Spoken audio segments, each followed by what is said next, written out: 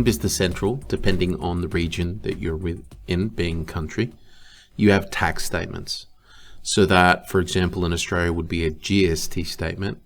Offshore, that may be known as a VAT statement. So if we search, and we search VAT statement,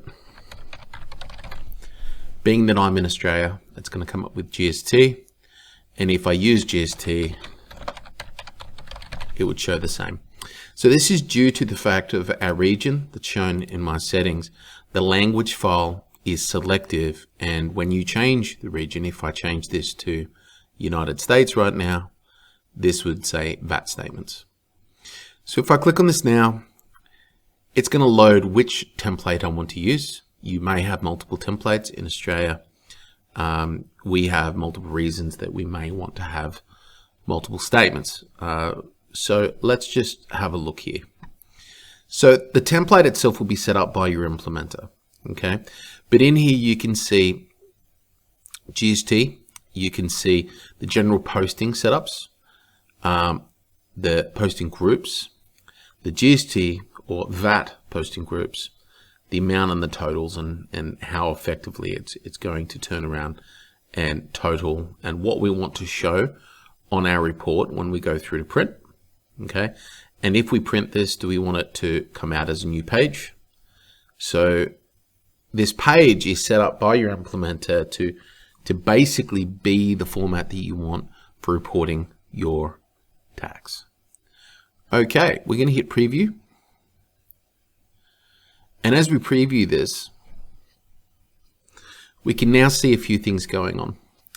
I can see our rows, I can see the same fields from before, but now I've actually got the ability to go over to the column account. It's a flow field, so we can click on this. We can drill down into the relevant data that's making up this flow field. We get the ability to go back, and from that preview, we can go calculate and post. Also available here. Or you can print that report. Let's see what that looks like. We'll send that to a PDF, and I will say from the